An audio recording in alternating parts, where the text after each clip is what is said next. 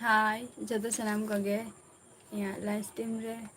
सागुन दाराम और हजू तबन पे जहाँ को ऑनलाइन रे एक्टिव को मेना पिया उसारा के हजू तबन पे और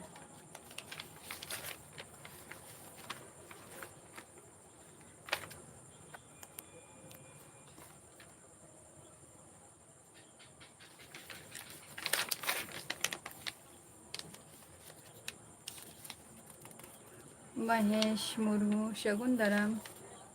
महेश चला का मेना मिया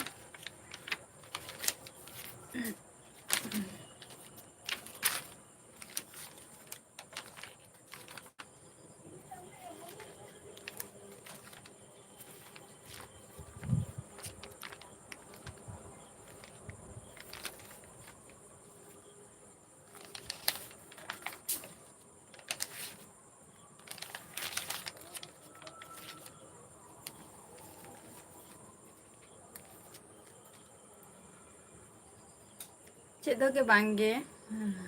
महेश और आम दो चेम चिकाइया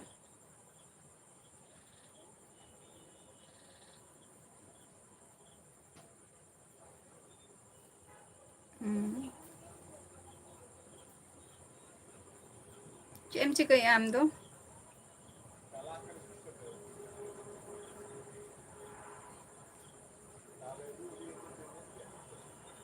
नपाय रे के मेनाया जा गरम बुझे कना ना गरम रे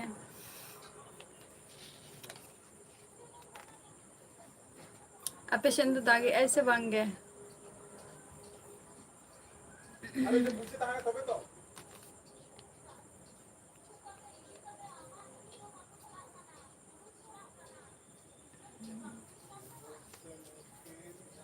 हाँ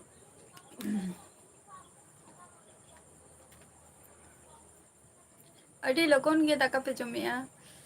चे तू पे तू क्या दहन दो चे पे तू क्या दहन दो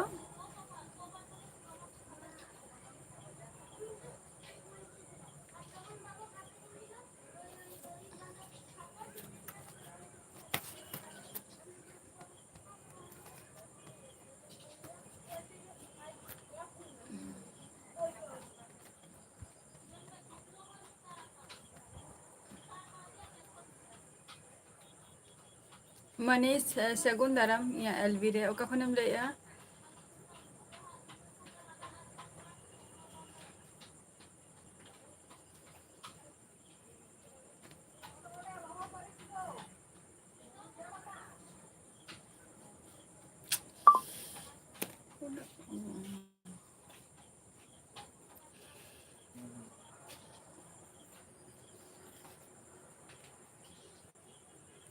मनीष चे को मैं ओले आ बइन बुझो दारे कना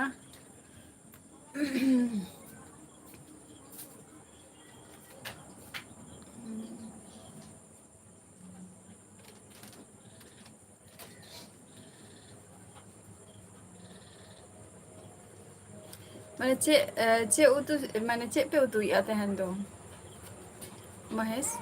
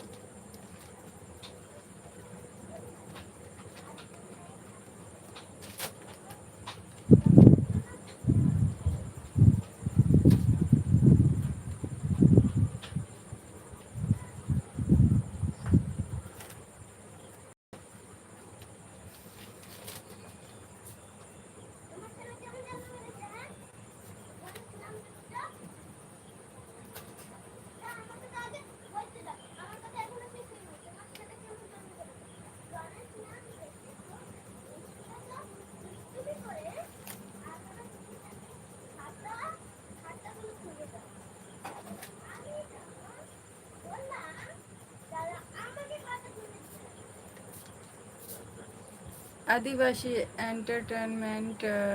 सागुन दाराम अलिंगा एलबी रे और ओका खन बिन लई अबिन दो किस्कू बाबू जोहार गे सगुन दाराम इया एलबी रे चेक लेका मेना पे आपे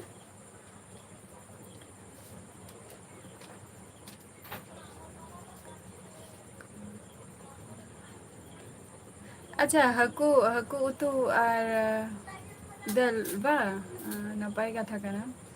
अच्छा झारखंड खन अड़ी नपाय कथा चेक को बिन चिकाई गया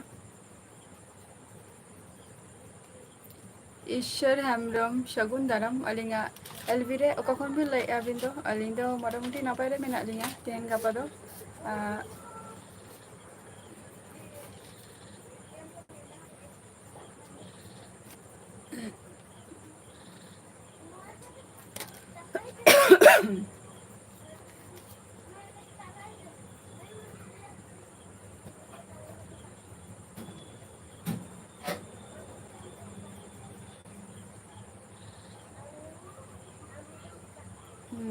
भाई गे किस्कू बाबू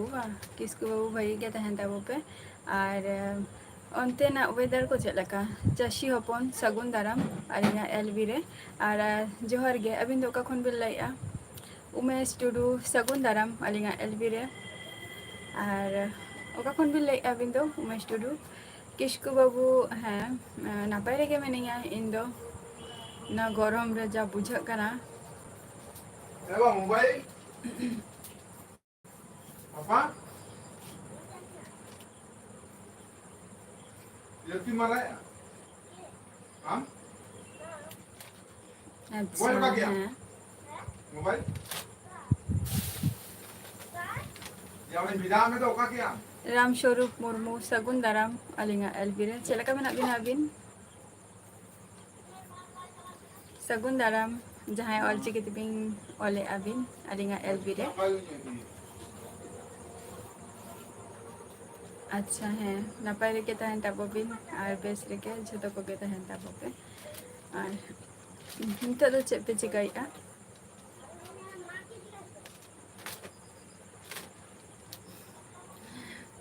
ᱤᱧ ᱢᱟ ᱵᱟᱹᱧ ᱧᱮᱞᱮᱜᱼᱟ टी20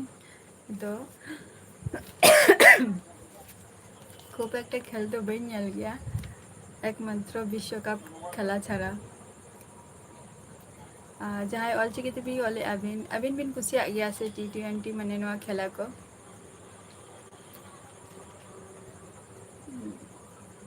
हेमंतो हेम्ब्रम सगुन दाराम इहा एलबी रे चलका मेना मिया सोनू कुमार सगुन दाराम इहा एलबी रे सोनू आम हो चलका मेना मिया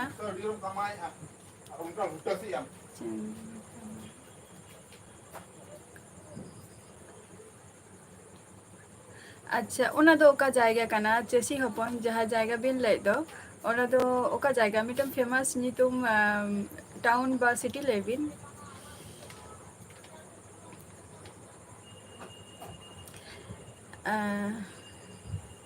राम स्वरूप मुर्मू आले तो जतो को नपाय रेगे बना लिया बट नुआ वेदर के कटी खराब है माने दा हो बाय दागे ऐसे अद गरम ते हर जहारा कमी हो सुस्ती बहुत गे को बुझाई ako कमी को हो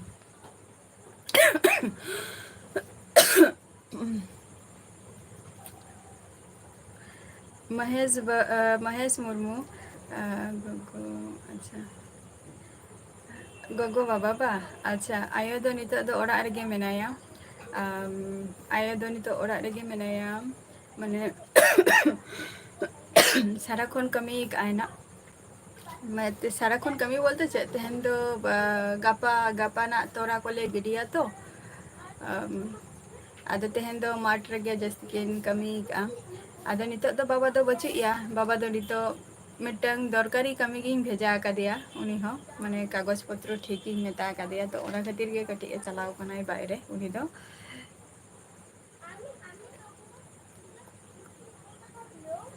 अच्छा राम स्वरूप मुर्मू और आले दो झतो कोगे मेना लिया आले दो अडिगान हर गयाले मोटामुटी 10 चितान रे हर मेना लिया 10 जन चितान रे आले दो मेना लिया और आरे ᱟᱪᱪᱷᱟ ᱤᱱᱰᱤᱭᱟ ᱵᱷᱟᱨᱥᱮᱥ ᱯᱟᱠᱤᱥᱛᱟᱱ ᱵᱟᱠᱚ ᱧᱮᱞᱮᱜᱼᱟ ᱛᱚ ᱟᱞᱮ ᱱᱤᱛᱚᱜ ᱫᱚ ᱵᱟᱠᱚ ᱧᱮᱞᱮᱜᱼᱟ ᱱᱟᱜ ᱟᱫᱚ ᱦᱟᱯᱮ ᱱᱤᱛᱚᱜ ᱠᱷᱚᱱ ᱜᱮ ᱢᱟᱴᱷ ᱠᱷᱚᱱ ᱠᱚ ᱨᱩᱣᱟᱹᱲ ᱦᱮᱡ ᱮᱱᱟ ᱠᱚ ᱟᱫᱷᱟᱱ ᱫᱚ ᱵᱚᱭᱦᱟ ᱛᱟᱹᱠᱤᱱ ᱫᱚ ᱱᱤᱛᱜᱮ ᱢᱟᱴᱷ ᱠᱷᱚᱱ ᱠᱤᱱ ᱦᱮᱡ ᱮᱱᱟ ᱱᱟᱜ ᱢᱟᱱᱮ ᱢᱤᱫᱴᱟᱝ ᱜᱮ ᱱᱟᱜ ᱟᱨ ᱢᱤᱫ ᱦᱚᱲ ᱢᱟ ᱩᱱᱤ ᱢᱟ ᱪᱟᱞᱟᱣ ᱟᱠᱟᱱᱟᱭ ᱠᱟᱹᱢᱤ ᱜᱮ ᱱᱟᱜ ᱟᱫᱚ ᱧᱮᱞᱟᱠᱚ ᱱᱟᱜ ᱚᱱᱛᱮ ᱜᱮ ᱢᱟᱱᱮ ᱟᱫᱷᱟᱱ ᱫᱚᱠᱚ ᱧᱮᱞᱟ ᱱᱟᱜ ᱡᱟᱭᱦᱳᱠ ᱟᱪᱪᱷᱟ ᱦᱳᱭ ᱧᱮᱞᱟᱠᱚ ᱱᱟᱜ ᱡᱟᱦᱟᱸᱭ ᱯᱞᱮᱭᱟᱨ ᱠᱚ ᱩᱱᱠᱩ ᱫᱚ ᱪᱟᱞᱟᱜ ᱟᱠᱚ ᱱᱟᱜ ᱡᱟᱦᱟᱸᱭ ᱚᱞᱪᱤᱠᱤ ᱛᱮᱵᱤᱱ ᱞᱟᱹᱭᱟ ᱟᱹᱵᱤᱱ ᱵᱤᱱ ᱧᱮᱞᱮᱜᱼᱟ ᱥᱮ ᱪᱮᱫ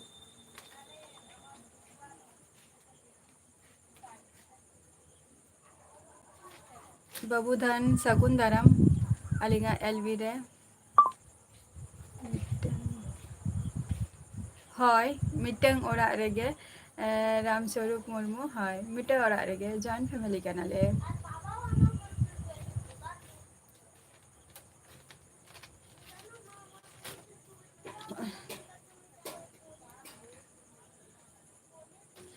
ᱡᱟᱜᱮᱥᱣᱚᱨ ᱢᱩᱨᱢᱩ ᱥᱟᱹᱜᱩᱱ ᱫᱟᱨᱟᱢ ᱟᱹᱞᱤᱧᱟᱜ ᱮᱞᱵᱤ ᱨᱮ ᱚᱠᱟ ᱠᱷᱚᱱ ᱵᱤᱱ ᱞᱟᱹᱭᱮᱜᱼᱟ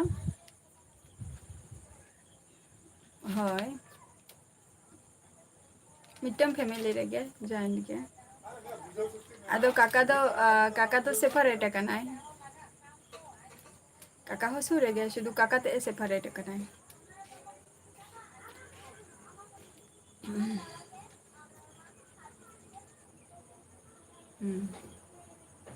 ᱦᱳᱭ ᱢᱚᱦᱮᱥ ᱢᱩᱨᱢᱩ ᱦᱳᱭ ᱡᱟᱦᱟᱸ ᱠᱟᱛᱷᱟᱢ ᱠᱩᱞᱤᱧ ᱠᱟᱱᱟ ᱚᱱᱟ ᱫᱚ ᱴᱷᱤᱠ ᱥᱟᱹᱨᱤ ᱠᱟᱛᱷᱟ ᱜᱮ ᱠᱟᱱᱟ ᱯᱟᱹᱨᱥᱤ ᱥᱟᱹᱜᱩᱱ ᱫᱟᱨᱟᱢ ᱤᱧᱟᱹᱜ ᱮᱞᱵᱤ ᱨᱮ ᱟᱨ ᱪᱮᱫ ᱞᱮᱠᱟ ᱢᱮᱱᱟᱜ ᱢᱮᱭᱟ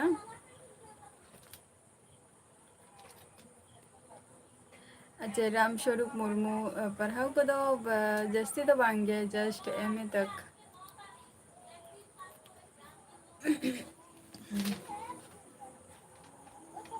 ᱡᱟᱥᱴ ᱮᱢ ᱮ ᱛᱚᱠ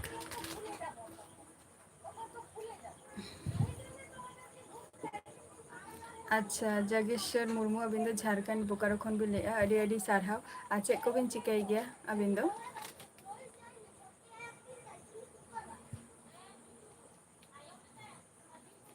ᱯᱟᱹᱨᱥᱤ ᱦᱚᱯᱚᱱ ᱪᱮᱫᱟᱜ ᱫᱩᱠ ᱨᱮ ᱢᱮᱱᱟᱜ ᱢᱮᱭᱟ ᱡᱟᱦᱟᱸᱭ ᱚᱞᱪᱤᱠᱤ ᱛᱮᱵᱤᱱ ᱞᱟᱹᱭᱮᱫ ᱟᱹᱵᱤᱱ ᱫᱚ ᱢᱟᱱᱮ ᱱᱤᱛᱚᱜ ᱫᱚ ᱟᱹᱵᱤᱱ ᱮᱠᱞᱟ ᱜᱮᱵᱤᱱ ᱧᱮᱞᱮᱜᱼᱟ ᱥᱮ ᱯᱩᱨᱟᱹ ᱯᱷᱮᱢᱮᱞᱤ ᱵᱟ ᱯᱷᱨᱮᱱᱰ ᱠᱚ ᱥᱟᱞᱟᱜ ᱠᱷᱮᱞᱟ ᱫᱚᱵᱤᱱ ᱧᱮᱞᱮᱜᱼᱟ ᱥᱤ ᱮᱥ ᱵᱟᱹᱵᱩ ᱥᱟᱹᱜᱩᱱ ᱫᱟᱨᱟᱢ ᱮᱞᱵᱤ ᱨᱮ ᱟᱪᱪᱷᱟ ᱦᱮᱸ ᱧᱮᱞᱟ ᱠᱚ ᱱᱟᱜ ᱟᱫᱚ ᱱᱤᱛᱚᱜ ᱢᱟ ᱟᱫᱷᱟᱱ ᱢᱟ ᱱᱤᱛᱚᱜ ᱱᱚᱜᱼᱚᱭ ᱢᱟᱴᱷ ᱠᱷᱚᱱ ᱜᱮᱠᱚ ᱟᱫᱷᱟᱱ ᱫᱚᱠᱚ ᱨᱩᱣᱟᱹᱲ ᱦᱮᱡ ᱮᱱᱟ ᱠᱚ ᱟᱨᱚ ᱱᱟᱜ ᱠᱚ ᱪᱟᱞᱟᱜᱼᱟ ᱡᱮ ᱢᱟᱴᱷ ᱥᱮᱱ ᱫᱚ ᱵᱟᱠᱚ ᱪᱟᱞᱟᱜᱼᱟ ᱟᱫᱚ ᱱᱚᱣᱟ ᱥᱩᱨ ᱠᱚᱨᱮ ᱨᱮᱜᱮ ᱡᱟᱦᱟᱸᱭ ᱠᱚ ᱢᱮᱱᱟᱜ ᱠᱚᱣᱟ ᱯᱷᱨᱮᱱᱰ ᱠᱚ ᱟᱫᱚ ᱩᱱᱠᱩ ᱥᱟᱞᱟᱜ ᱜᱮ ᱱᱟᱜ ᱠᱚ ᱧᱮᱞᱟ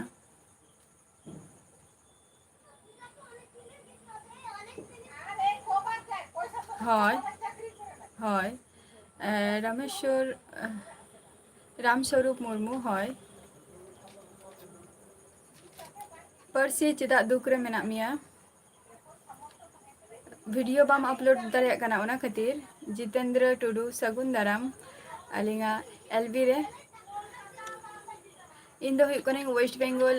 ᱱᱚᱫᱤᱭᱟ ᱰᱤᱥᱴᱤᱠ ᱠᱷᱚᱱᱤᱧ ᱞᱟᱹᱭᱮᱜᱼᱟ ᱟᱹᱵᱤᱱ ᱫᱚ ᱚᱠᱟ ᱠᱷᱚᱱ ᱵᱤᱱ ᱞᱟᱹᱭᱮᱜᱼᱟ ᱢᱳᱵᱟᱭᱤᱞ ᱫᱚ ᱪᱤᱠᱟᱹ ᱟᱠᱟᱱ ᱛᱟᱢᱟ ᱯᱟᱹᱨᱥᱤ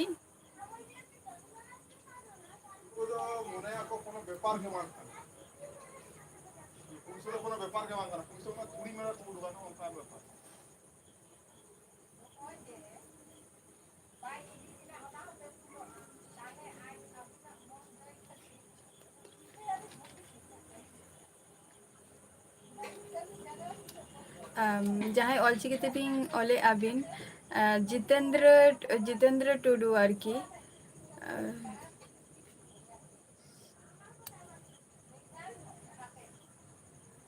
ᱟᱪᱪᱷᱟ ᱵᱟᱹᱧ ᱵᱩᱡᱷᱟᱹᱣ ᱞᱮᱫᱮᱭᱟ ᱱᱩᱭ ᱫᱚᱵᱤᱱ ᱪᱤᱱᱦᱟᱹᱣ ᱜᱮᱭᱟ ᱵᱤᱱ ᱡᱤᱛᱮᱱᱫᱨᱚ ᱴᱩᱰᱩ ᱫᱚᱵᱤᱱ ᱪᱤᱱᱦᱟᱹᱣ ᱜᱮᱭᱟ ᱡᱟᱦᱟᱸᱭ ᱚᱞᱪᱤᱠᱤ ᱛᱮᱵᱤᱱ ᱚᱞᱮᱜᱼᱟ ᱵᱤᱱ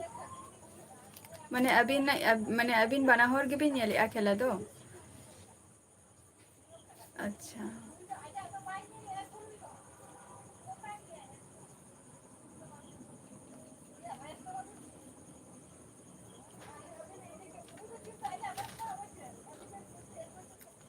राम स्वरूप मुर्मू हय ऑनर्स के गाना हय ऑनर्स गे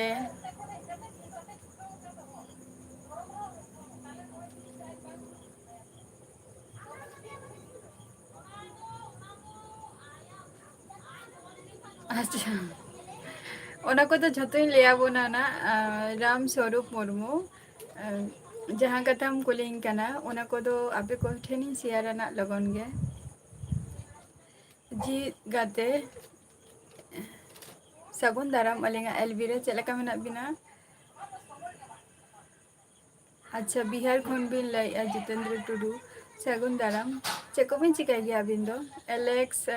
सगुन दाराम अलिंगा एलबी रे अलिंगा लाइव रे हे खातिर आर नितो दो कमी रे मेना बिना जोहार गे जीवित गाते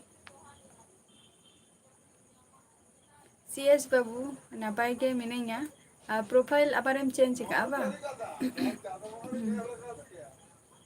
अच्छा डिस्प्ले प्रॉब्लम बा ताले मा नवा फोन हाता हुई तमा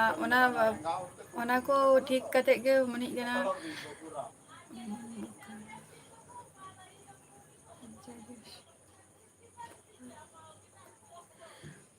अच्छा अच्छा जागेश्वर जहाँ ऑलचिकी तबिंग ऑले अबिन अच्छा जहाँ जागेश्वर अबिन जुदी लाइव रे मेना बिना जहाँ ऑलचिकी ते ऑले आए माने बोकारो ओकारे बिन तहन गया अबिन सुरय सगुन दाराम अलिंगा एलवी रे सगुन दाराम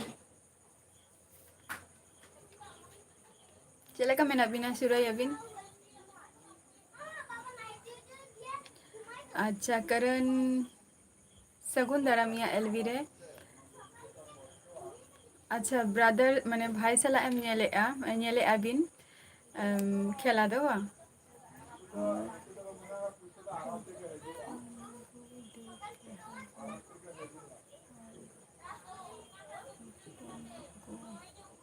हपन गो बोलते बई बुझले हपन गो बोलते महेश मुर्मू हपन गो दो चिली को मेता कोआ राम स्वरूप बांगा नुआ को दो नितो हो बई शेयर का आपे को ठन तो उशरा गना इन शेयर आपे को चे लका मतलब इया हो किछु प्राइवेसी मेना आनी से शुक्लाल टुडू सगुन दाराम अलिंगा एलबी रे ओका खन बिल लई अबिन दो आपाततो तेहन गापा नपाई गयालिंग एलेक्स अबिन चेक लेका मेना बिना ना गर्मी रे हाँ सीएस बाबू तेहन दो टिफिन को दो हुई कना अडी मारांग रेगे तेहन दो और आई बाबा तकिन हो तेहन दो लेगन गिकिन हे कना आर ताले परसी नवा फोन हटाओ में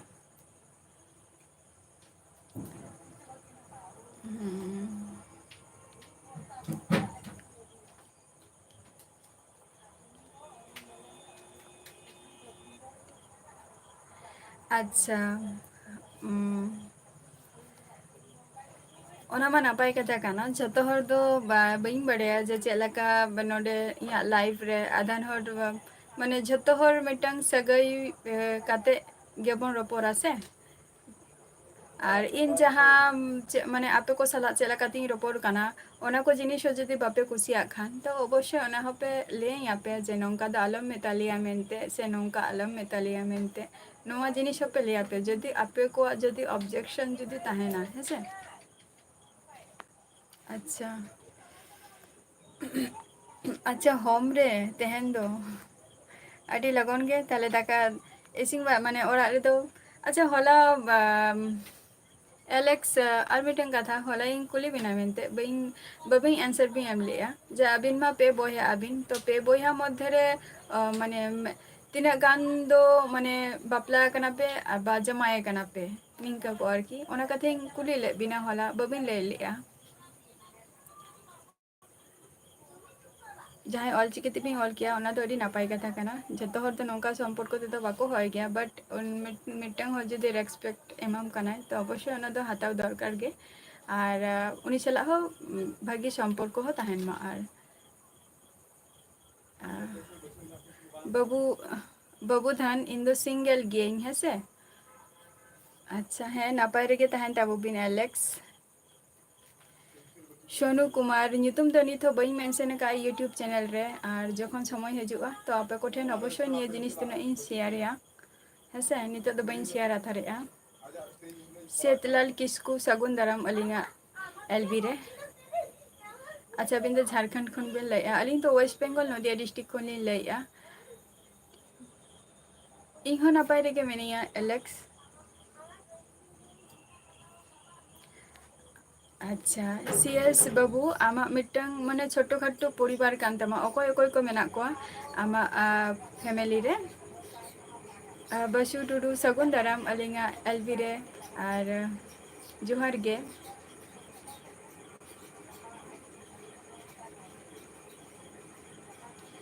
दाका उतु को दो माने मैक्सिमम आयुब दो इन दो बइंग इसिंग बासांग गया माने तिकिन बेड़ा टाइम दो इन गया कि मैक्सिमम टाइम।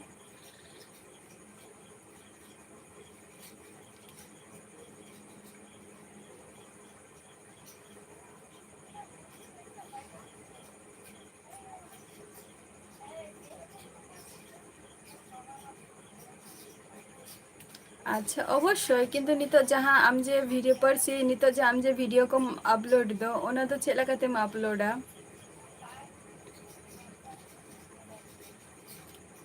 अच्छा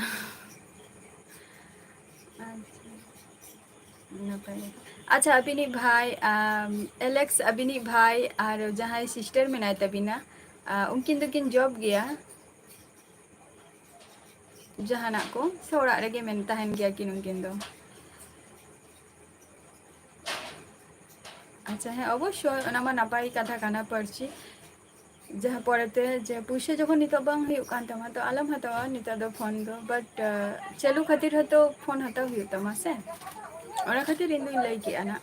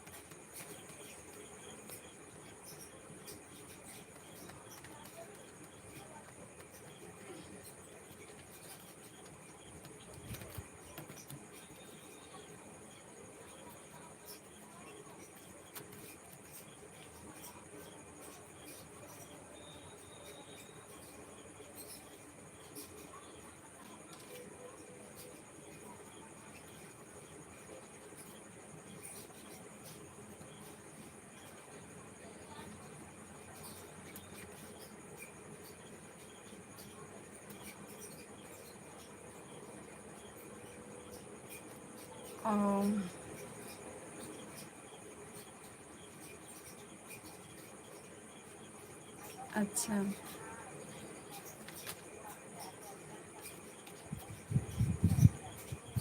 एलेक्स और तेहन मा ताहले ओड़ा रेगे बिन ताहे काना आदो तेहन दो संडे लका दिन रे तेहन दो चेत हुई काना इसिंग बासांग को।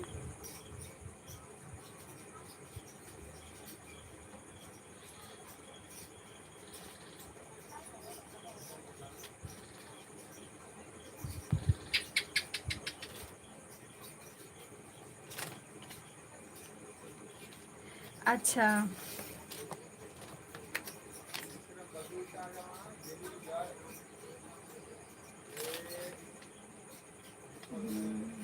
नापाय कथा काना ओना हो माने पढ़ा कान गया पढ़ा कान गया कि नहीं कि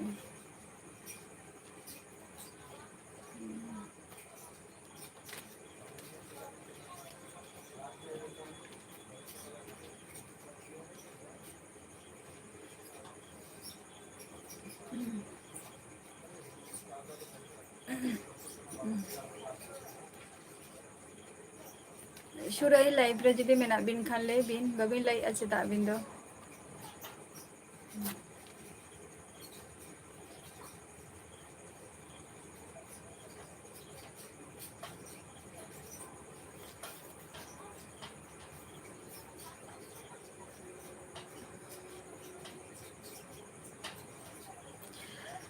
एलेक्स अभी नोंते दो माने नवा जमशेदपुर ओंते रे तो जस्ती माने हिंदी तेगे को रोड़ गया है से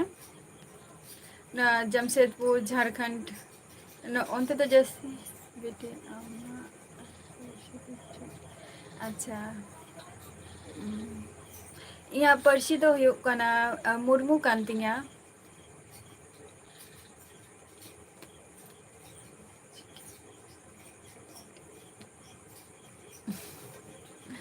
अवश्य चला हुयुगा ना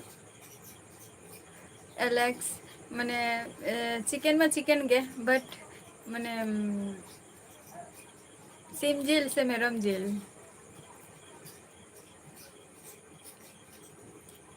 बसु टुडू अलिंग दो माने मुर्मू कनालिंग और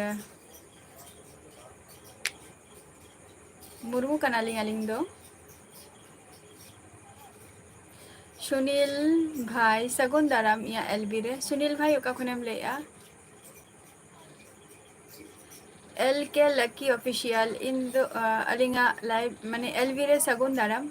और जोहार गे इन दो हुकुनी वेस्ट बेंगल नदिया डिस्ट्रिक्ट खन और अबिन दो ओका खन बिन लाइया तेहन तो चेपे तो किया परसी दाका पे जम दो अडी लगन गे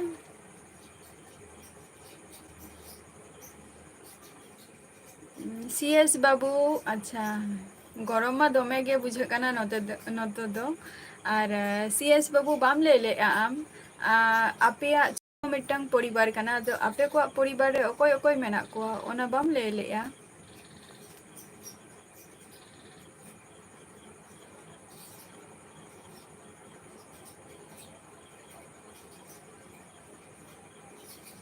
अच्छा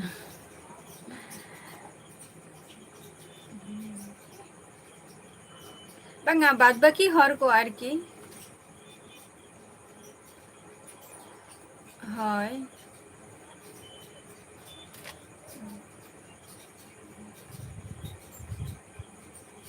मुर्मू कना ले आले दो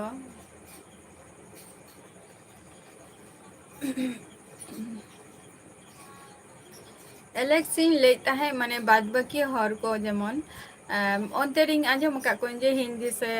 गे जस्ती को रोड़ा को ओना खातिर कुली के बिना ना जे अबिन होते बाबिन रोड़े बाद बाकी हर को जस्ती हिंदी तेगे को रोड़ गया से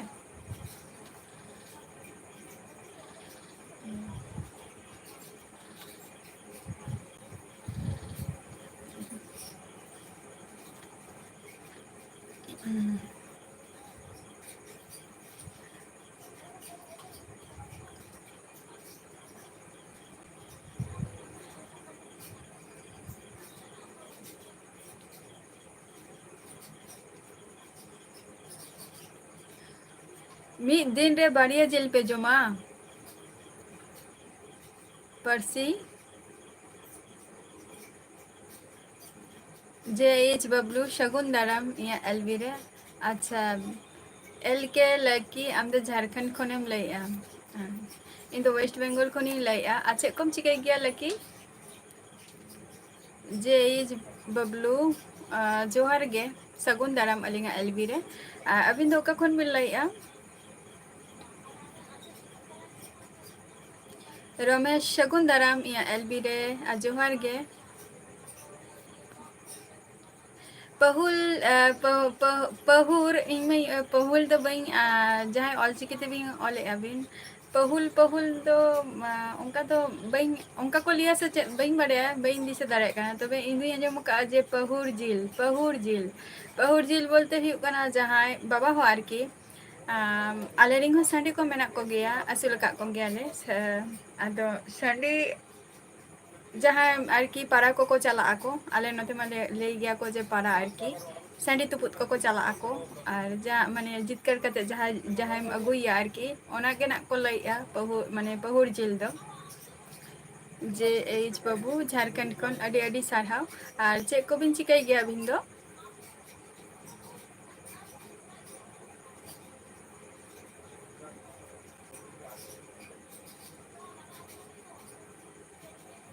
अच्छा माने पुन हर आपे टोटल पुन हर तो चेदा 6 जन आपे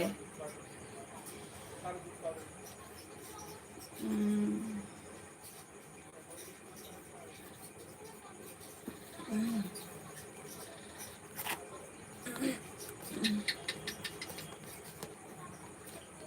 ᱠᱚ ᱞᱟᱹᱭᱟ ᱱᱟ ᱡᱟᱦᱟᱸᱭ ᱚᱞᱪᱤᱠᱤ ᱛᱮᱞᱤᱧ ᱚᱞᱮᱜᱼᱟ ᱴᱷᱤᱠ ᱜᱮᱞᱤᱧ ᱞᱟᱹᱭ ᱠᱟᱜᱼᱟ ᱛᱚ?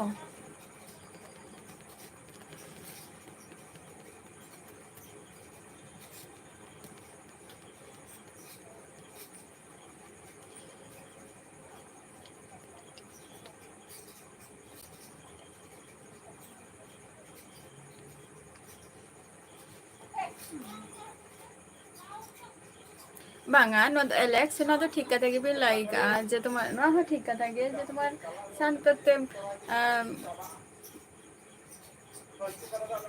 অসুবিধা ওনা তো মানে যাহাই তিনাগ ভাষাতে রড়ায় আর কি ওনা চেতান রে ঝোটো ডিপেন্ড আই ওনা দো এম এস মাস মুরমু সাগুন দারামিয়া এলবি রে চেলাকা মেনামা মাস মুরমু এস এইচ বাবলू अच्छा पढ़ाग कान गियाम बाघाई शगुन दाराम अलिंगा एलबी रे ओका खन बिन लाइआ बाघाई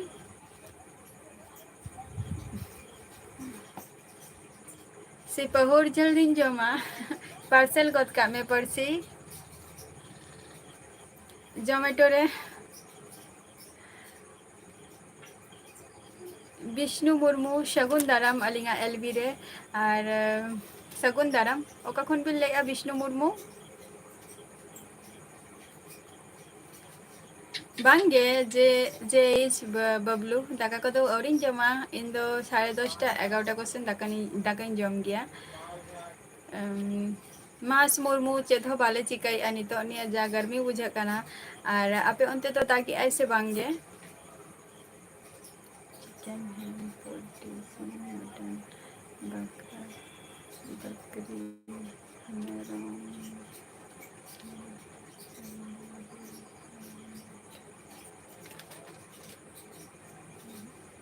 ओना तो सिम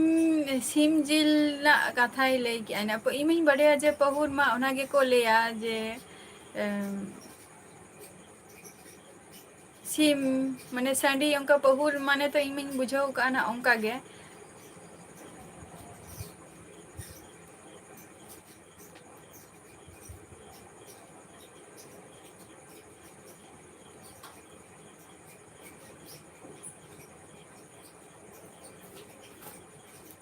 अच्छा ना मास मुर्मू ना पैर के तहन तबो पे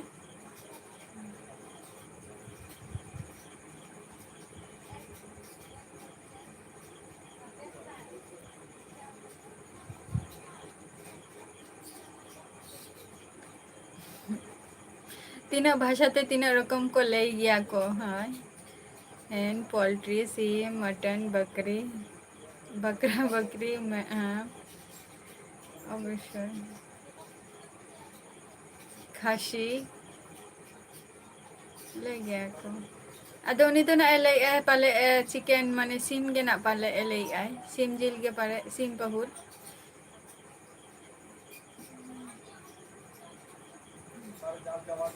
तीन रकम भाषाते बन लई गया बन आबुआ भाषाते आलादा दिको को आलादा आरो किछु मेना को जे उनको आलादा को लई गया को अलिंग हलिंग नापाई गया एम एस मुर्मू कार्तिक मांडी सगुन दाराम अलिंगा एल बिरे और जोहार गया चलका मेना बिना कार्तिक मांडी ओके परसी हैं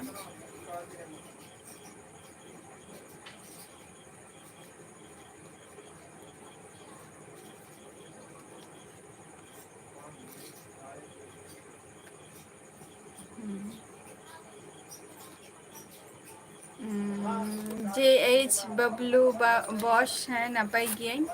और आपे को चलका मेना पिया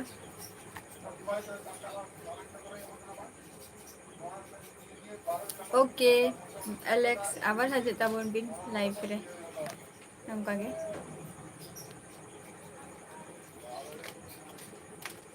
अच्छा उत्तर दिनाजपुर डिस्ट्रिक्ट खन बिन ले अडी अडी सारहाव और अलिंग दो नदिया डिस्ट्रिक्ट खन लिन लेया विष्णु चे को बिन चिकाई गया बिन दो विष्णु मुर्मू अलिंग दो चेद के बांगे निता दो यूट्यूब रे जोड़ाव मेना लिंगा पढ़ा को दो कटिल लिंग बगी का ᱟᱹᱰᱤ ᱫᱤᱱ ᱨᱮ चंद्रा मुर्मू सगुन दाराम इया एलबी रे और चेक लेका मेना पिया सीएस बाबू ओके टाटा आरो हजू तबन पे सीएस बाबू गरम मा दमे गे बुझा कना बट चिकायाम ताहे हिउआ अब वेदर वे माने झतो झतो राबांग सितुंग जपुद झतो किछु जिनिस अब साहव कते ताहे हिउ तबो नवा दिसम रे निये टुकुኝ बडाया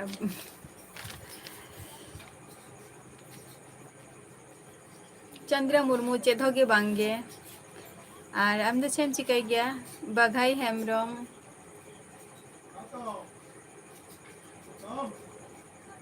अच्छा बाघाई हेम्ब्रम इया ओरा दो हिउ कना वेस्ट बेंगल नदिया डिस्ट्रिक्ट रे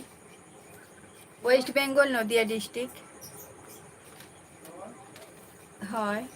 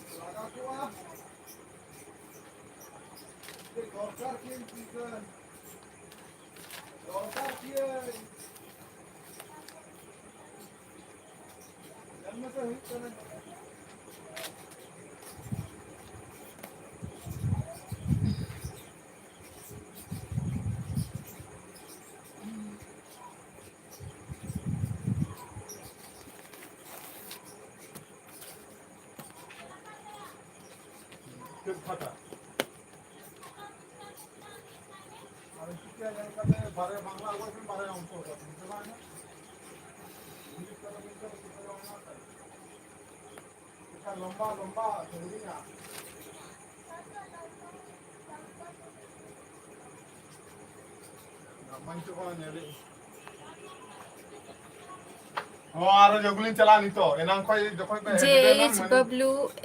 जेज बबलू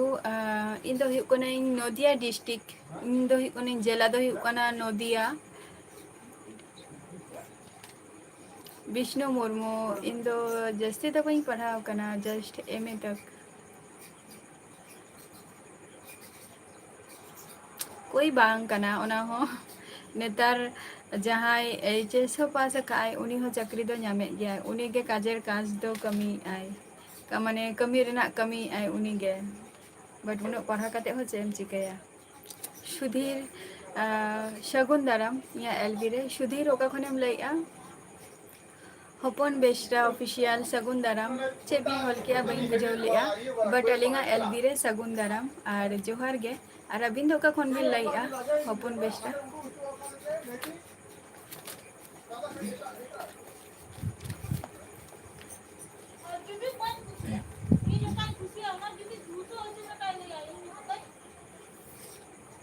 नरेन मंडी हय सिंगल गेइंग इन दो और शगुन दाराम अलिंगा एलबी रे ओका खन बिन लइआ नरेन मंडी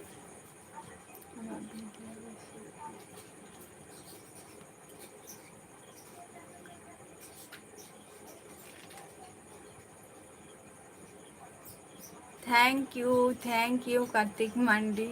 लेन तब पे तेरा अच्छा यहाँ लाइव वीडियो जो पे नेले आपे कार्तिक मंडी कोनो नि तो जहाना किछु को आरती हजु कना से बांगे ले पे ओना को हो जेहेतु ना इन दो बइन दिसे दारे कना ना दो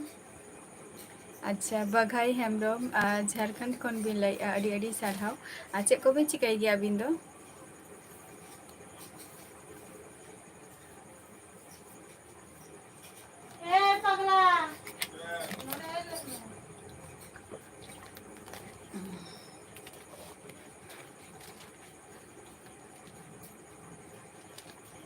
अच्छा साहेबगंज अच्छा ना साहेबगंज दो करे नरेंद्र मंडी साहेबगंज दो करे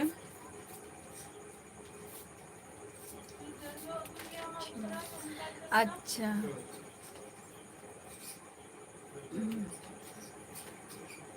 सरी कथा बिन लइआ कार्तिक मंडी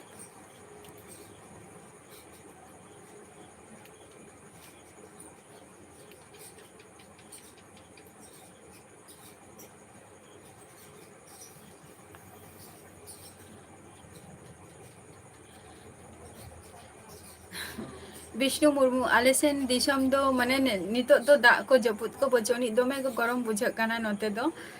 बट अयुब बेरा कटी जहाँ जायगा रे आले नितो मेना लिया किंतु अयुब बेरा कटी अडी रस्का गेले बुझावा जेहेतु तीन जोखो है इन जोखो दो रस्का गेले बुझावा जखन मिटटांग दारे साकाम हो जखन बांग हेला से तखन के मानुष अडी अस्वस्ति बोध के फीलाय निया गर्मी रे अच्छा झारखंड अच्छा अच्छा अडी नापाई कथा चे को बिन चिकाय गया नरेन मांडी अच्छा हपन बेसरा झारखंड माने झारखंड जामशेदपुर खन बिन ले अडी अडी सारहाव अच्छा को बिन चिकाय गया बबिन ले ले हाँ अच्छा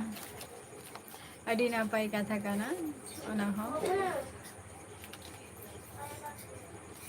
बट निया हो कटी टेंशन रे मेना लिया कार्तिक मांडी जहाँ कथा बिन बिन लैया डाउट ले मेना लिया जे तीन जोखो चे हुआ बांग हुआ बाई बुझे दारे कना हाँ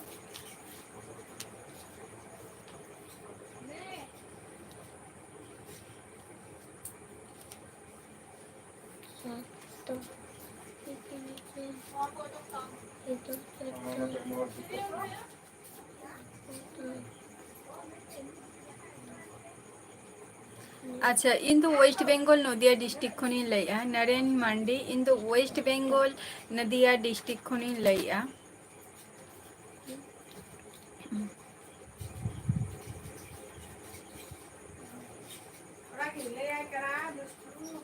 बोले की नोडे मालोट रे मालोट गया तो apa lo cong mas pulau me ato pulau te por budo me no na no da le malo kata bola no to hotel malo aji to malot me ile tin tala dekate moka be i college itu mal dare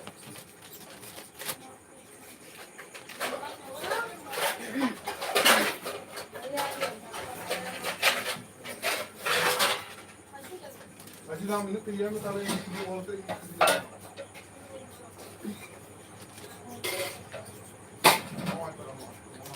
अच्छा नरेन मांडी नितो दो ओरा रेगे मिनाइया और इन दो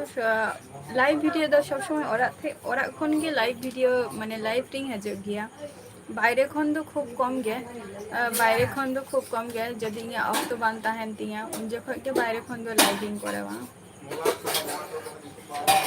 नितो दो ओरा रेगे मिनाइया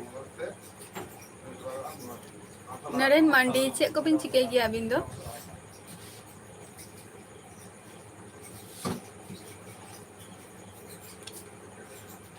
Pos de mataran, va, pos de mataran.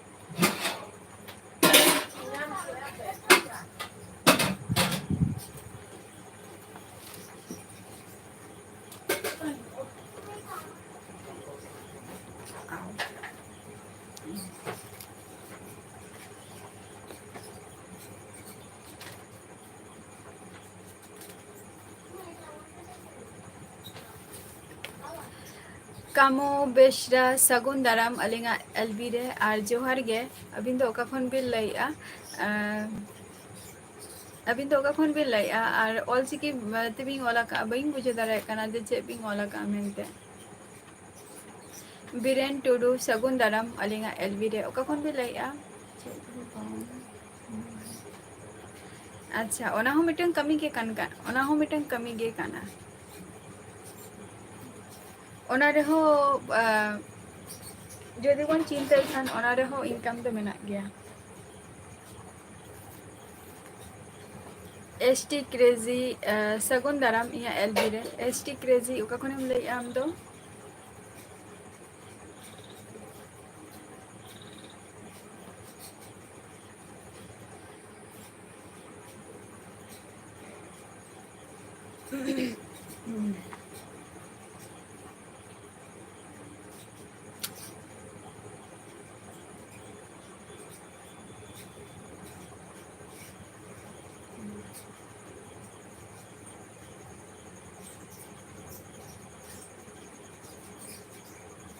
Biren Tudu जहाँ जायगा बिन ले मिटन फेमस जायगा नितुम लेबिन ओंका तो बइन चिन्ह दारे बिन कना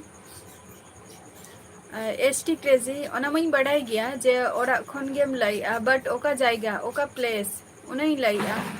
आम जहाँ खनेम लय दो ओना मा ओरा मा इहो ओरा खन गे आपे को सला लाइव री रोपर कना बट ओका खन ओका जायगा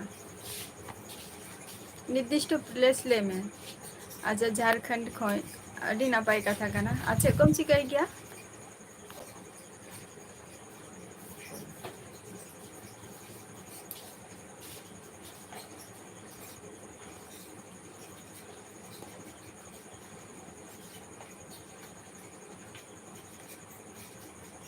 बलिंग आंजो मका नवा गिलिंग आंजो मी आनितुम को दो बिरेन टुडू जहाँ जायगा बिन लई नवा गिलिंग माने आंजो मी आली बलिंग सेना गाना कोनो दिनो और नवा गिलिंग आंजो मी अनवा पुइलु नितुम स्टडी अच्छा तिनारेम स्टडी या एसटी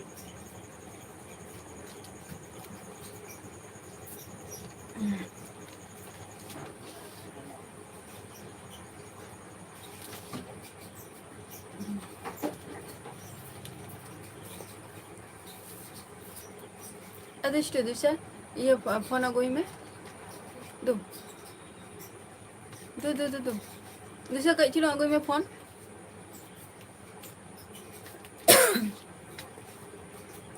अच्छा अलिंग दो वेस्ट बेंगल नदिया डिस्ट्रिक्ट खुली लेया आजो मकाबिन तो नदिया डिस्ट्रिक्ट वेस्ट बेंगल भी नाजो मका तो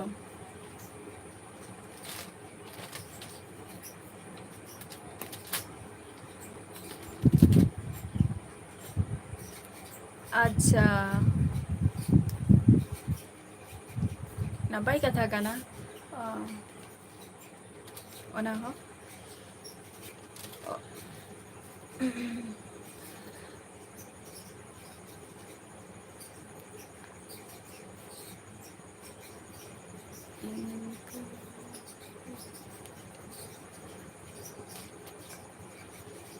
बइन बुझाले अबिरन से बिन लई किया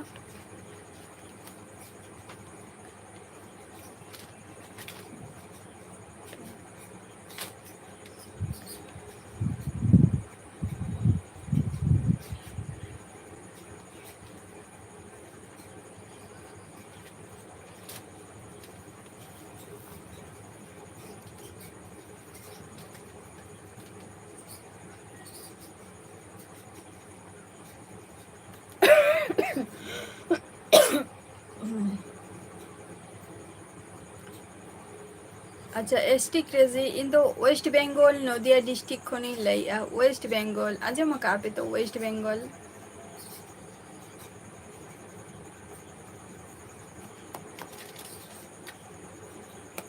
नदिया डिस्ट्रिक्ट खनी लइया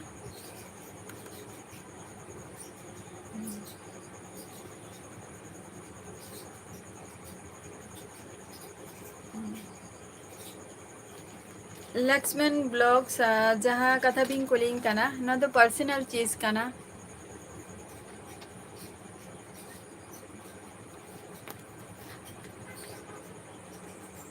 হয় হয় एसटी क्रेजी ओना जायगा गया की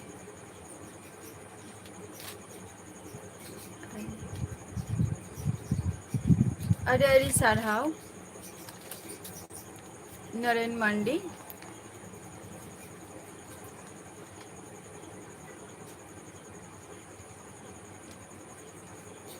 संतली फन सगुंदरम अलिंगा एलबी रे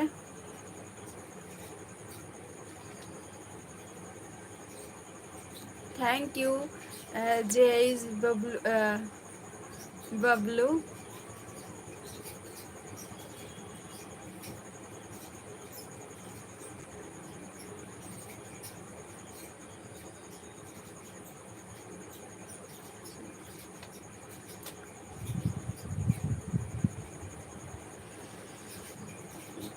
संतली फैन आजम बोलते तो मिटंग मोटिवेशन रे ना माने चे आंजमोग काना निया कथा बिन कुलिंग काना संतली फैन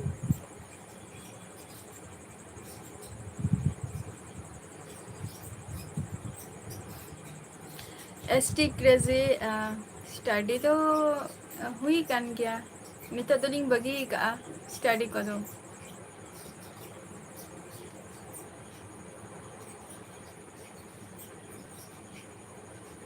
ᱞᱟᱭᱚᱝ ᱥᱟᱹᱜᱩᱱ ᱫᱟᱨᱟᱢ ᱟᱹᱞᱤᱧᱟᱜ ᱮᱞᱵᱤ ᱨᱮ, ᱟᱨ ᱡᱚᱦᱟᱨ ᱜᱮ, ᱪᱮᱫ ᱞᱮᱠᱟ ᱢᱮᱱᱟᱜ ᱵᱤᱱᱟ? ᱟᱹᱰᱤ ᱫᱤᱱ ᱵᱟᱫ ᱟᱵᱟᱨ ᱞᱟᱭᱤᱵ ᱨᱮᱵᱤᱱ ᱦᱮᱡ ᱮᱱᱟ᱾ ᱦᱳᱭ, ST ᱠᱨᱮᱡᱤ᱾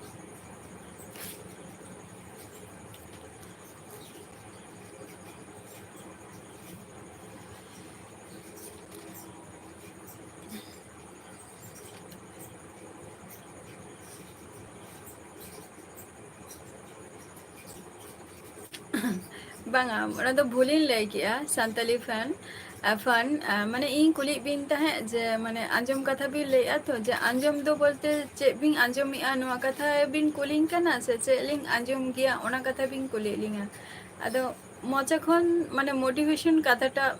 ᱤᱧᱟᱹᱜ ᱡᱟᱦᱟᱸ ᱞᱟᱹᱭ ᱨᱮᱱᱟᱜ ᱤᱧ ᱡᱮᱴᱟᱧ ᱵᱩᱡᱷᱟᱹᱣ ᱠᱮᱜᱼᱟ, ᱛᱚ ᱚᱱᱟ ᱦᱤᱥᱟᱹᱵ ᱛᱮ ᱤᱧ ᱫᱚ ᱢᱳᱴᱤᱵᱷᱮᱥᱚᱱ ᱨᱮᱱᱟᱜ ᱠᱤᱪᱷᱩ ᱠᱟᱛᱷᱟ ᱚᱱᱟᱜᱤᱧ ᱞᱟᱹᱭᱮᱫ ᱛᱟᱦᱮᱸᱫ, ᱟᱨ ᱪᱮᱫ ᱫᱚ ᱵᱟᱝᱟ᱾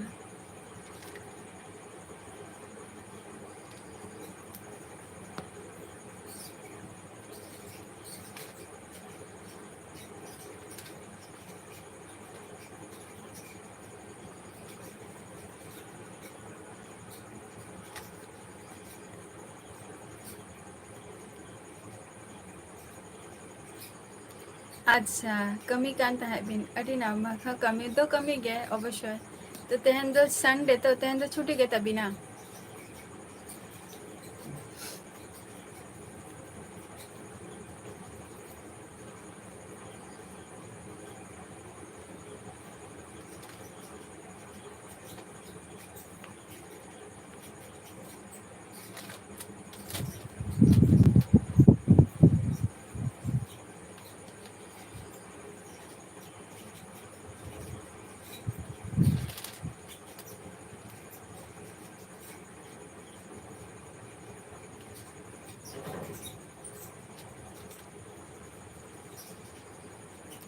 ᱚᱵᱮ ᱥᱚᱨᱮᱱ, ᱥᱟᱹᱜᱩᱱ ᱫᱟᱨᱟᱢ ᱤᱧᱟᱹᱜ ᱮᱞᱵᱤ ᱨᱮ᱾ ᱚᱵᱮ ᱥᱚᱨᱮᱱ, ᱪᱮᱫ ᱞᱮᱠᱟ ᱢᱮᱱᱟᱜ ᱢᱮᱭᱟ?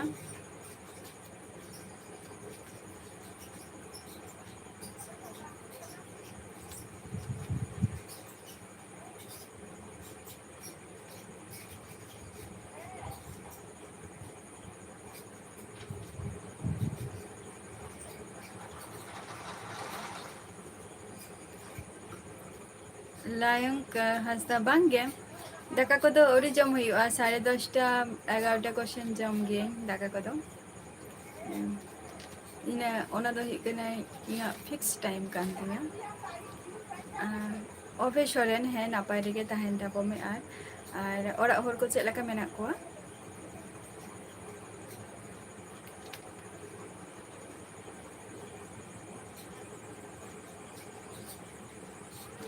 ᱞᱟᱭᱚᱝ ᱦᱟᱸᱥᱫᱟ,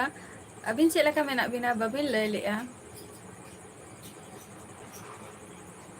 ᱱᱚᱣᱟ ᱜᱟᱨᱢᱤ ᱨᱮ ᱟᱹᱵᱤᱱ ᱚᱱᱛᱮ ᱪᱮᱫ ᱞᱮᱠᱟ ᱜᱚᱨᱚᱢ ᱠᱚ ᱵᱩᱡᱷᱟᱹᱜ ᱠᱟᱱᱟ?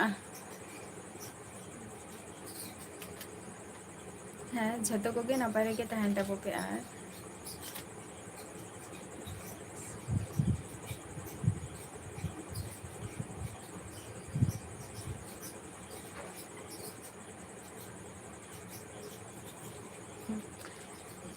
ST आदित्य मांडी, ST क्रेजी, हाँ मिट्टन ताहलेना ST क्रेजी मोटो ब्लॉगर, ST क्रेजी मोटो ब्लॉगर मिट्टन ताहलेना, और नितो जहां कमेंट आई ST आदित्य मांडी, और नवा दो बाड़िया आईडी कना। आले तो जतो को के नापाय रेगे मेना लिया निया गर्मी रे। हाँ, आले सेन में दाग को बचू का, तबे जस्ती के गर्मी बुझक काना। आना गरम खातिर रको हो भागी माने खूब एकटा दो बचू कोगा।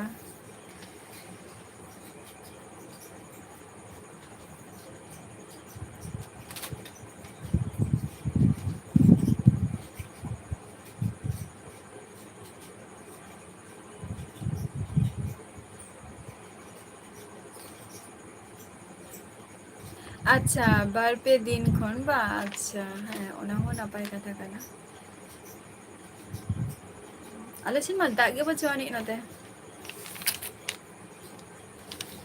और अच्छा नेपाल सेन रे दो तीना माने बछर रे तीना बार चाष हुयुग गया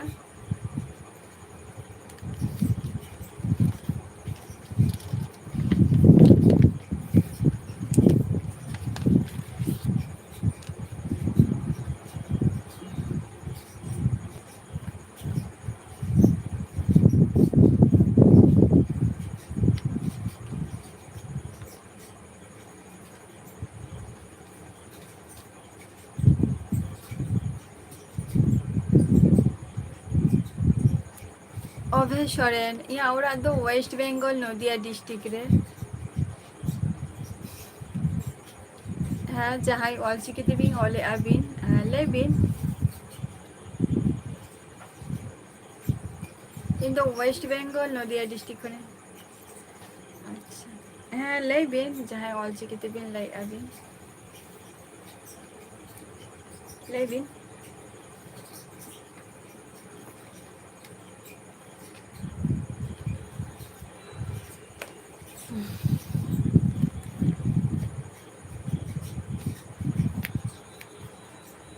JH Bablu boss thank you अडी अडी साराव तो बई बुझा ना जे इन जे रोपर कने तीना आट हर को कुशिया काना को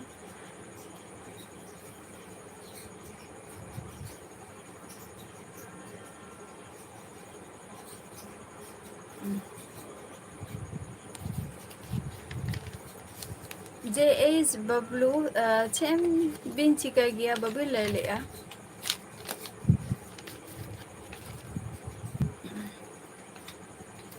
लायंक अभी नेपाल से रे तो बछर रे तीना बार चाष हुयुग गया बबू ले लिया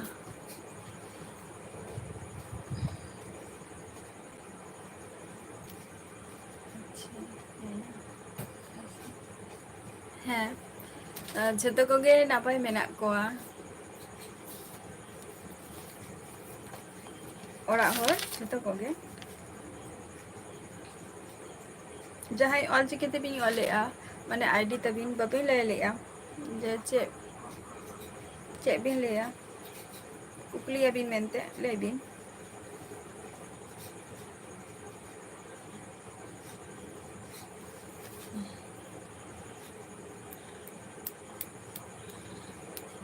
JH बबलू बाम ले लिया जे चे कोम चिकाई गया मेनते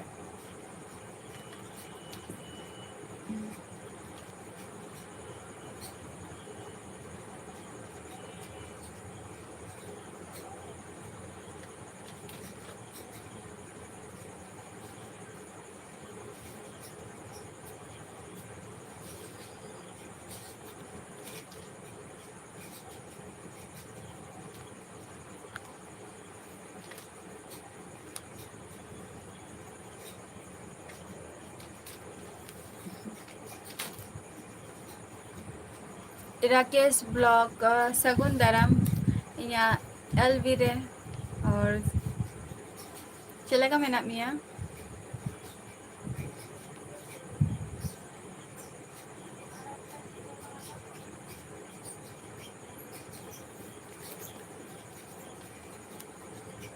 अच्छा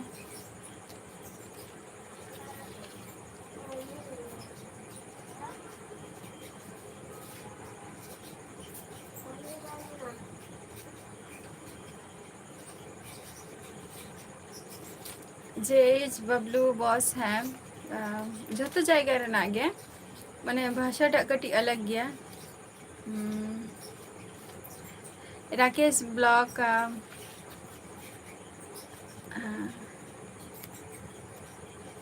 आई फाइन नपाई गया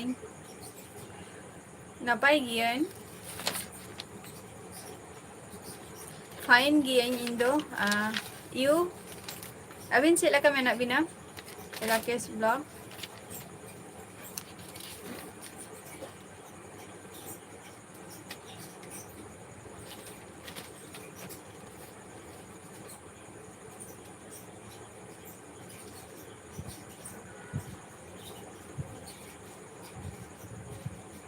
जहाँ ऑलचिकी तेबिन लय अबिन लेबिन बबिन ले ले तो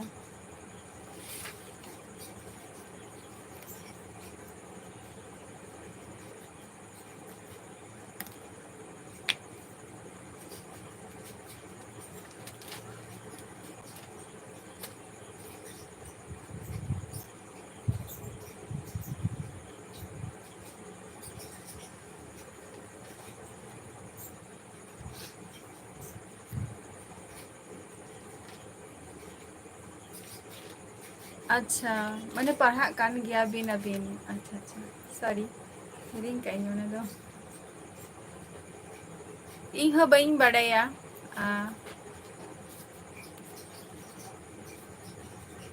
इन हो बइन बड़ाया जहाँ ऑलचिकी तेबिन ओले अबिन वादे एकमात्र लाइन के बड़ाया है ना जे ओना रना मतलब दो चेत काना मेनते एक्चुअली नेपाली या मोने ही करना जहाना किछु के आई ऑल सना ले दिया बट टाइपिंग ओना भूल टाइपिंग हुई ते या मोने ही कन दिया लाइन जदि लाइव रे जदि मेना में खाने लाई में से नोआ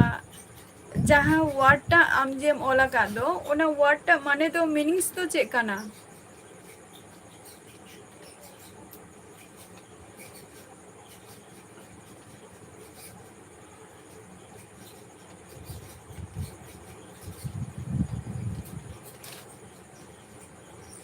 इन हो बइन बड़ाया जे नोआ रना मीनिंग्स दो चेक काना मेनते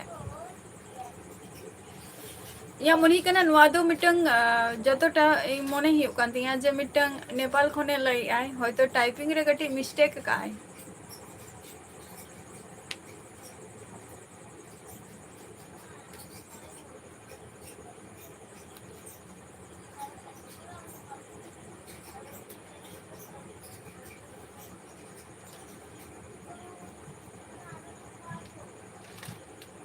जहां ऑलचिकी तिपिंग ओलेया अभी ना मोते ते चे लई आय जे नुआ रे ना कोनो मीनिंग्स मेना नी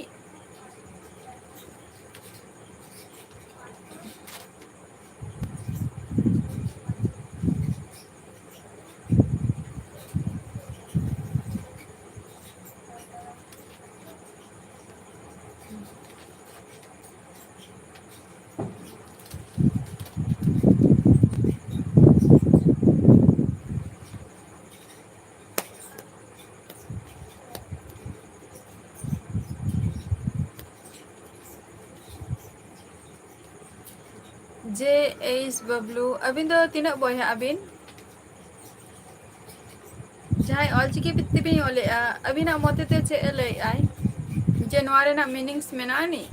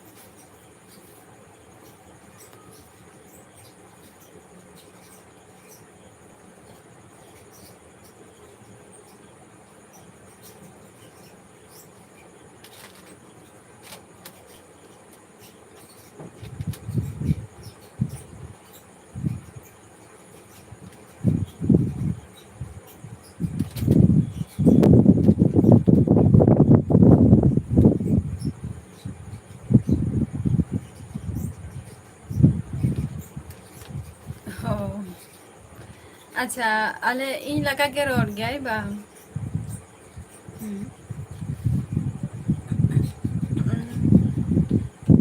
जे इस बबलू जा माने बई बड़े जहाँ लगाते ई रोपोर काना बा इया रोरेना जहाँ धाज बा पैटर्न आपे पे कुसिया काना से बांगा निया पे लेया आज जदी निंका जदी रोड जदी बापे कुसिया हा ओना तो पे लेया पे हेसे जहाँ रोड हो जदी खराब पे बुझा पे ओना हो कटी आपे वक्तव्य पे दहोय तापे आपे माथु मुर्मू सगुन दाराम या एलबी रे चेलका में नामे माथु मुर्मू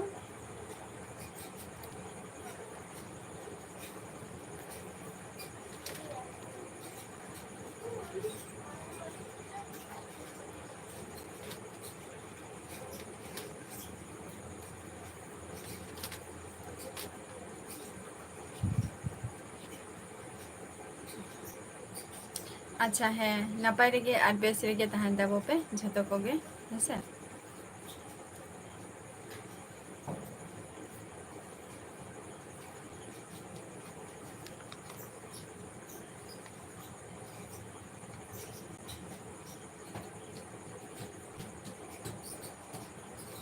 ᱡᱟᱦᱟᱸᱭ ᱠᱚ ᱞᱟᱭᱤᱯ ᱨᱮ ᱢᱮᱱᱟᱜ ᱯᱮᱭᱟ ᱦᱮᱸᱥᱮ ᱩᱥᱟᱹᱨᱟ ᱜᱮ ᱞᱟᱹᱭ ᱛᱟᱵᱚ ᱯᱮ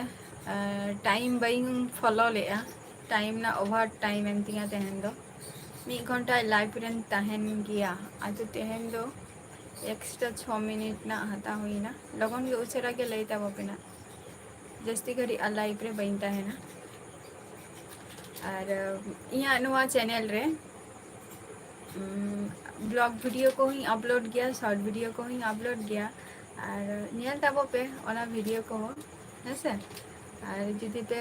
कुसिया खान दो अवश्य लई ताबो पे ओना हो चला का पे बुझाइया और आले नतेना आले दिसम सेरेना एने को सेरेंग को आरकी चेलका को रस्कई गया ओना को हो आपे को ठेनिन शेयर का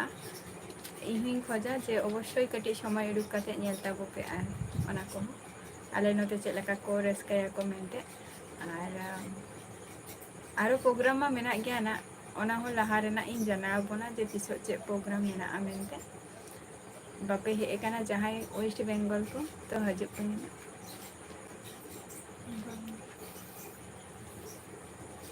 इहो बई बड़ाया जे किंतु नितो मने ही कना जहां ऑलचिकी तेबी ऑलया तो नितो मने ही कना बची या उनी चेता ही तुम लाइंक नितो लाइफ रे बची या मने ही कना उनी तो चलाए नाय उनी के कोनो रेस्पॉन्स के बाय एम ले आई रिटर्न जखन इन मेता दिया नवा कथा सर सरना ब्लॉग सगुन दाराम या एलबी रे सरना का खनेम लइया रामजी सगुन दाराम एलबी रे जस्ती मिनट लाइफ रे बइन ताहेना अच्छा झारखंड खो अडी नापाई कथा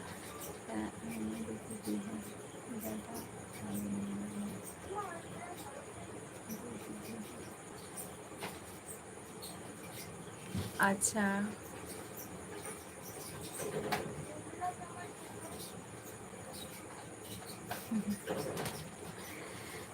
जहां ऑलचिकी तेबी अच्छा इन रिप्लाई इन लेटते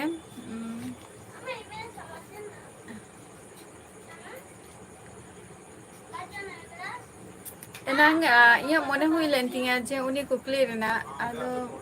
परेते जखन बाय रिप्लाई ले आई इन जहां काथे कुली के दिया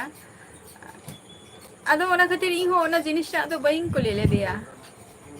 आ जुदी इया नेक्स्ट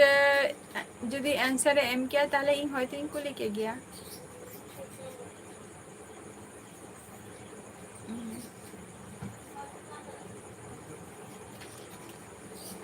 जे एस बबलू बॉस है अड़ी नापाई कथा कना और जहां को तेहन लाइफ रे पे हे कना अड़ी अड़ी साधाव नुका गे हजे ताबन पे लाइफ रे और इया ऑक्टो हो चाबा हे एम तिया हताव कते ना नय ना अड़ी कटी जस्ती टाइमिंग हताव किया नहीं अच्छा अड़ी अड़ी साधाव SH Bablu boss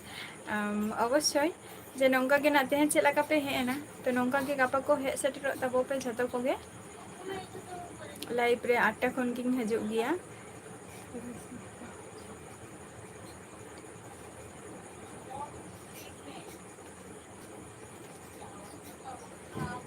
Sarna blog आम जहाँ कथा मेते कना से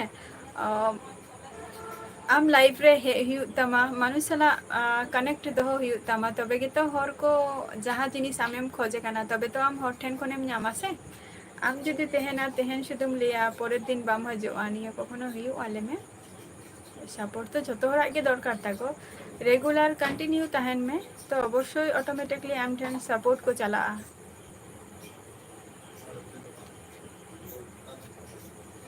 अड़ी अड़ी सारहाव अच्छा नरेन मांडी है और इया मौज तो बुझे गया रोपड़ तो बांग चाबा तबुआ और रोपड़ रोपड़ ते तो दिन हो चाबा बट समय रे जतो किछु कमी हो कमी हुआ और लाइफ रे हो हे हुआ साथे इन शुद्ध तो बांगा जतो को कमी के टाइम रे जतो किछु कमी हुआ और तेहन चाहे लाइफ रे पे हे गना अडी अडी सारहाव नोंका के लाइफ रे हजू ताबो पे और आपे को सलाह ना नापामा नेक्स्ट एपिसोड रे तबे हजू ताबोन पे 8टा खन्ना तेहन लगी तो tata bye bye good night जतो को गे।